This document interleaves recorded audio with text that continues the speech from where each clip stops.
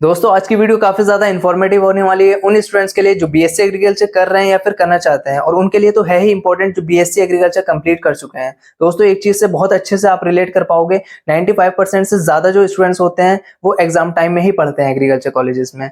फिर क्या होता है, वो एग्जाम टाइम में पढ़ के भी बहुत अच्छा स्कोर कर लेते हैं। नॉर्मली स्टूडेंट्स ऐसा ही करते हैं। मैं अपनी बात करूँ तो बीएससी एग्रीकल्चर का जब मेरा फर्स्ट ईयर था, हम 12th करके निकले थे। 12th में फैमिली प्रेशर भी होता है, तो अच्छे से पढ़ाई की। फिर उसके बाद लगा हमें कि कॉलेज जाएंगे, चिल करेंगे, तो फर्स्ट ईयर में हमने चिल किया।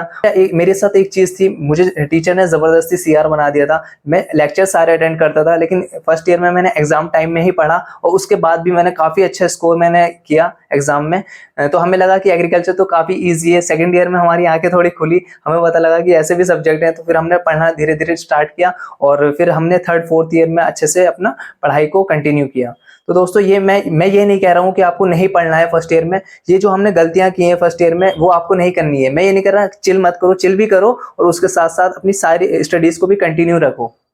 दोस्तों आई नो कि इस वीडियो पे क्लिक उन स्टूडेंट्स ने भी किया है जो बीएससी एग्रीकल्चर कर रहे हैं या फिर करना चाहते हैं, और उन्होंने भी किया है जो ऑलरेडी बीएससी एग्रीकल्चर कंप्लीट कर चुके हैं। तो ये वीडियो मैंने इस हिसाब से डिजाइन की है, ये तीनों कैटेगरी के लिए काफी ज्यादा इंपॉर्टेंट हो जाए, और कोई भी वीडियो तक के एंड में ये ना कहे कि यार जो जिस वैल्यू के लिए हमने ये वीडियो पर क्लिक किया था वो वैल्यू मुझे नहीं मिली। अब इस वीडियो में मैं आपको ये नहीं कहूंगा एमएससी कर लो, एबीएम कर लो, जॉब्स कर लो। मैं सारी चीजें आपके सामने खोल के रख दूंगा, और एट द एंड आप ये कैपेबल हो जाओगे कि आपके लिए क्या बेस्ट है, आपके सिचुएशन के हिसाब से, आपकी फाइनेंशियल कंडीशन के हिसाब से, आपकी कैपेबिलिटी और आपके इंटरेस्ट के हिसाब से क्या चीज बेस्ट है, आप इसलिए एलिजिबल हो जाओगे।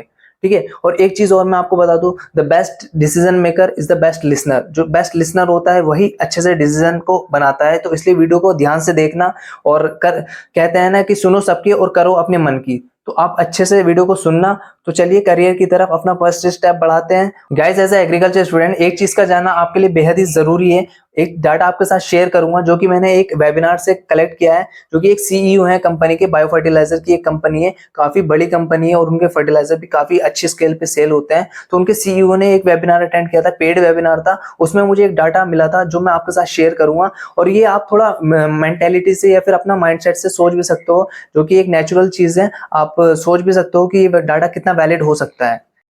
इस डाटा के बारे में मैंने पहली वीडियो में भी बात की थी, जो कि मेरे सब्सक्राइबर्स हैं उन्हें पता भी होगा, उन्हें मैंने एक्सप्लेन किया था। द रियलिटी ऑफ एग्रीकल्चर के बारे में मैंने एक वीडियो बनाई थी, जो कि काफी अच्छी वीडियो है, आप चेकआउट कर सकते हो। तो चलिए जानते हैं, जल्दी जल्दी मैं इस चीज को कवर करूंगा क्योंकि पहले ही मैं ऑलरेडी एक्सप्लेन कर चुका हूँ। तो पहली चीज है, 36% जो स्टूडेंट्स होते हैं वो पोस्ट ग्रेजुएशन करते हैं एग्रीकल्चर के बाद। बीएससी एग्रीकल्चर किया, उसके बाद वो एमएससी ये सब परस्यू करते हैं, अलग अलग सब्जेक्ट से कर सकते हैं। फिर सेकंड चीज आ जाती है प्राइवेट सेक्टर जॉब। 28% जो स्टूडेंट्स होते हैं वो प्राइवेट सेक्टर जॉब में आते हैं। जो 7% स्टूडेंट्स होते हैं वो गवर्नमेंट सेक्टर जॉब करते हैं। जो 5% होते हैं वो post graduation in business management, जिसे हम एबीएम भी कहते हैं, या फिर एमबीए जो होता है एग्रीकल्चर से रिलेटेड, एग्रीकल्चर बिजनेस मैनेजमेंट।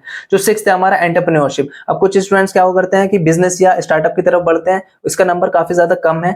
18% की बात की जाए तो अनएम्प्लॉयड रह जाते हैं। ये डाटा काफी ज्यादा जरूरी है आपके लिए जानना। नेशनल सिनेरियो का डाटा है, आप ट्रस्ट कर सकते हैं, आप कॉमन सेंस भी लगा सकते हैं। जो 5% डाटा इसमें एबीएम का दे रखा है, एबीएम की फीस भी काफी ज्यादा हायर होती है, तो हर कोई परस्यू नहीं कर सकता है एबीएम, तो इसलिए इसका परसेंटेज भी कम है। और इसमें कैट का एग्जाम भी देना होता है, जल्दी से एग्जाम भी हार्ड होता है, जल्दी से क्लियर नहीं कर पाते हैं स्टूडेंट्स।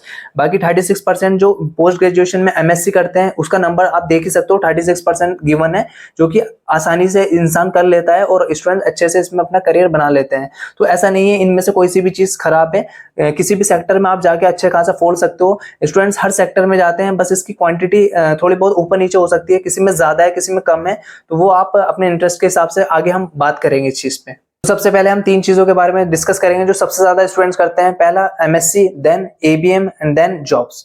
तो सबसे पहले एमएससी की बात करेंगे, उसके बेनिफिट्स के बारे में जानेंगे और कुछ नुकसान के बारे में जानेंगे। तो बेनिफिट्स की बात की जाए तो सबसे पहले एमएससी वो स्टूडेंट्स करते हैं जो कि सब्जेक्ट में हायर स्टडीज मास्टरी करना चाहते हैं, और इंटरेस्ट होता है किसी पर्टिकुलर सब्जेक्ट में उनका, और वो चाहते हैं कि एमएससी के बाद वो पीएचडी भी परस्यू करना चाहते हैं। ठीक है, जिससे कि वो साइंटिस्ट वगैरह प्रोफेसर आगे अप्लाई कर सके। तो उनका गोल थोड़ा बड़ा होता है, पीएचडी तक उनका करने का थोड़ा मोटिव होता है। या फिर एमएससी करने के बाद जो प्राइवेट सेक्टर जॉब्स होती हैं उसमें भी लाइंस थोड़ी खुल जाती है। अब जो बीएससी एग्रीकल्चर के स्टूडेंट्स होते हैं उनसे थोड़ा आप अलग दिखना शुरू हो जाते हो, क्योंकि वो सिर्फ यूजी कोर्स है और आपने पीजी क्वालिफाई कर लिया है, तो आपके लिए काफी ज्यादा एलिजिबिलिटी हो जाती है, काफी ज्यादा चीजों में आप अप्लाई कर सकते हो, और प्रोफेसर आप बन सकते हो। साइंटिस्ट की बात की थी मैंने, रिसर्च रिसर्च में आप जा सकते हो, ठीक है। और आप पीएचडी करके डॉक्टर तो आपके सामने लग ही जाएगा। अगर आप चाहते हो कि आप नीट एस्पिरेंट थे, ठीक है, आपने काफी ज्यादा 3-4 साल अपने नीट में लगाए हैं, ठीक है, आप डॉक्टर बनना चाहते हो, आप चाहते थे कि आपके नाम के आगे डॉक्टर लगे, तो आप पीएचडी करके यहाँ से भी आप डॉक्टर लगा सकते हैं। आपको वही रेस्पेक्ट मिलेगी जैसे कि डॉक्टर को मिलती है आपके नाम के आगे, आपके घर के गेट के सामने, और आपकी कार पे प्लस का साइन भी आप लगा सकते हो। तो काफी ज्यादा बेनिफिट हो जाते हैं एमएससी करने के बाद, क्योंकि आप पीएचडी के लिए फिर एलिजिबल हो जाते हो। बाकी आप अगर सेकंड चीज पे आ जाते हैं एबीएम की, तो एबीएम में ये चीज नहीं देखने को मिलती है जो कि एमएससी में आप पीएचडी कर सकते हो। एबीएम करने के बाद आप डायरेक्टली पीएचडी नहीं कर सकते हो, पहले आपको एमएससी तो कंपलसरी है ही। वैसे इस पे एक वर्क चल रहा है कि बीएससी एजी के बाद डायरेक्ट पीएचडी करे, उसमें अभी पर्टिकुलर नोटिस ऐसा नहीं आया है, वो धीरे गवर्नमेंट इस पे काम कर रही है, वो देखेंगे आगे जो भी होगा। अब मैं आपको कुछ एंट्रेंस एग्जाम के बारे में बता देता हूं, जिसे आप क्लियर करने के बाद एक अच्छे गवर्नमेंट कॉलेजेस से अपनी एमएससी को परस्यू कर सकते हो। लाइक आईसीआर के एग्जाम हो गए, पीजी हो गया, सीयूटी यूजी पीजी दोनों कराता है, पंतनगर हो गया, जीबी पोर्ट हो गया, इसका खुद का एग्जाम होता है, एमसीएईआर हो गया, यूपी कैटेट हो गया, पीआरई पीजी हो गया, पैट हो गया। तो और भी स्टेट वाइज एग्जाम होते हैं, आप थोड़ी रिसर्च करना गूगल पे, आपको सारी चीजों का पता लग जाएगा। तो चलिए नेक्स्ट चीज पे आ जाते हैं। नेक्स्ट है हमारा एबीएम, एग्री बिजनेस मैनेजमेंट। अब एग्री बिजनेस मैनेजमेंट आपको मैंने डाटा में शो किया ही था, काफी ज्यादा कम स्टूडेंट जिसे करते हैं, 5% डाटा उसमें शो हो रखा था। तो इसमें कंपनी को अच्छे स्टूडेंट मिल जाते हैं और काफी उन्हें रिसर्च भी नहीं करनी पड़ती है। तो प्राइवेट जॉब्स में इसका काफी ज्यादा स्कोप है, अलग अलग सेक्टर्स में, लाइक इरिगेशन, फर्टिलाइजेशन, सीड्स हो गया, पेस्टिसाइड्स हो गया, मशीनरीज हो गई, और ड्रिप इरिगेशन भी आ गया, और भी अदर जो सेक्टर्स हैं एग्रीकल्चर के, वहां पे इसका काफी ज्यादा स्कोप है प्राइवेट में, ठीक है। अब नेक्स्ट की बात की जाए तो अगर आप अच्छे कॉलेज से अगर आप अपना एबीएम को परस्यू करते हैं, उसके बाद प्लेसमेंट लगने के चांसेस आपके ज्यादा बढ़ जाते हैं। 6 लाख से ज्यादा का इसमें प्लेसमेंट देखने को मिलता है अगर कॉलेज अच्छा है। आपकी कैपेबिलिटी के ऊपर भी डिपेंड होता है, और भी ज्यादा पैकेज आपका लग सकता है 1 ईयर का, ठीक है। तो नेक्स्ट बात की जाए तो इसमें कुछ एग्जाम्स होते हैं जिससे क्लियर करने के बाद आप एबीएम अच्छे से परस्यू कर सकते हैं। लाइक कैट हो गया फॉर एबीएम, सीमैट, इस तरीके के कुछ एग्जाम होते हैं। बाकी पीएसडीएम जो डिप्लोमा कोर्सेज होते हैं फ्रॉम मैनेज हो गया, पीएसडीएम फ्रॉम नियाम हो गया, पीजीडीआरएम फ्रॉम इरमा हो गया, एमएससी फ्रॉम प्राइवेट यूनिवर्सिटी। अब लास्ट तो ऑप्शन है ही, वो मैंने आपको बता ही दिया यूनिवर्सिटी वाला। तो इसमें आपको यहाँ तक वीडियो देखने के बाद आपको लग रहा होगा कि यार एबीएम ज्यादा बेटर ऑप्शन है as compare to MSc agriculture. तो इसमें मैं आपको इसके नेगेटिव पॉइंट भी, या फिर कह सकते हैं हम डिसएडवांटेज के बारे में भी आपको बता ही देता हूँ। दोस्तों जैसे कि आपको पता ही है, जो एबीएम होता है वो कम स्टूडेंट्स करते हैं, उसके एक वैलिड रीजन ये है कि इसकी फीस काफी ज्यादा हायर होती है, जैसे मैंने पहले बात ही की है। तो हर स्टूडेंट इसे परस्यू नहीं करता है, लोग लोन लेते हैं, उसके बाद भी ये गारंटी नहीं है कि आपकी जॉब 100% लगी जाएगी। क्योंकि आपने अभी रिसेंटली आईआईटी का एक डाटा सुना ही होगा, आईआईटी का डाटा एक काफी ज्यादा वायरल भी हुई थी वो चीज, कि आईआईटी के कुछ परसेंट स्टूडेंट्स ऐसे हैं जिनका जो प्लेसमेंट है वो नहीं हुआ है, मतलब 2024 का जो डाटा है उसमें प्लेसमेंट नहीं हुआ है। तो इस हिसाब से आप अपना आइडिया लगा सकते हैं कि आपका कॉलेज किस हिसाब का है, उसमें प्लेसमेंट तभी लगेगी। अब कंपनी भी, अगर आप ये एक्सपेक्ट करते हो कंपनी से कि आपको 50,000 की जॉब मिले, तो कंपनी भी यही चाहेगी कि आप उसके लिए 1 लाख वाला काम करो या फिर 1 लाख का प्रॉफिट जनरेट करो। तो इस तरीके से आईआईटी में भी यही सीन हुआ है कि कंपनी जो स्किल्स चाहती है वो स्टूडेंट्स में नहीं मिली है। स्टूडेंट ने सोचा कि हम तो आईआईटी में सिलेक्शन हो गया, चिल करते हैं, पूरे साल मजे करते हैं, तो यही चीज हुई, उन्हें वो स्किल्स नहीं मिली, तो कंपनी ने भी उन्हें हायर नहीं किया।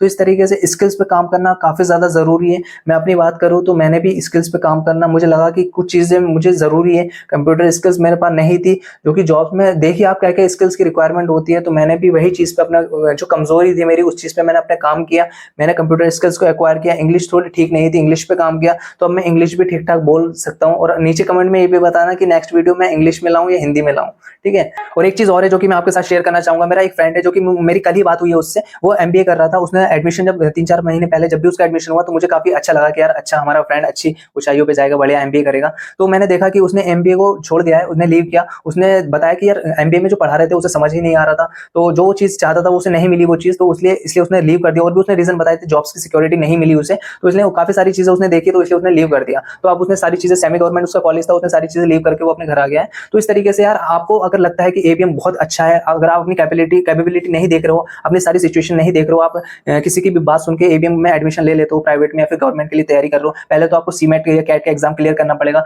तो वो क्लियर भी अगर आप कर लेते हो, उसके बाद अगर आपको नहीं समझ आया फिर आपको काफी ज्यादा दिक्कत होने वाली है। एक चीज होती है इंटरेस्ट की बात, अब किसी को नहीं होता है मैनेजमेंट के बारे में जानना या फिर जो फाइनेंस है इसके बारे में जानना, बिजनेस में नहीं होता है इंटरेस्ट। दोस्तों आगे वीडियो स्टार्ट करने से पहले आपसे यार एक छोटी सी रिक्वेस्ट है, आपने अगर हमारा चैनल सब्सक्राइब नहीं किया है तो प्लीज यार सब्सक्राइब कर लेना और बेल आइकन भी ऑन कर लेना, जिससे कोई भी इंफॉर्मेटिव वीडियो आपसे छूट ना जाए। और मैं चाहता हूं कि हम एग्रीकल्चर स्टूडेंट आपस में कनेक्टेड रहें, कुछ नहीं पता कौन किसके कब और कहां काम आ जाए। तो जैसे कि मेरे साथ इंस्टाग्राम पे और यूट्यूब पे 2000 से ज्यादा स्टूडेंट कनेक्टेड हैं, मैं चाहता हूं आप भी हम उसमें ग्रुप में शामिल हो जाए और हम आपस में कनेक्टेड रहें, तो आगे एक दूसरे की हेल्प करें। तो चलिए आगे जानते हैं। थर्ड चीज आ जाती है जॉब। अब जॉब प्राइवेट भी हो सकती है और गवर्नमेंट भी हो सकती है। कुछ स्टूडेंट्स क्या करते हैं कि प्राइवेट सेक्टर में जॉब करते हैं और कुछ गवर्नमेंट सेक्टर में जॉब करते हैं। अब सबको अलग अलग प्रेफरेंस हो सकती है, सबका अलग अलग इंटरेस्ट हो सकता है।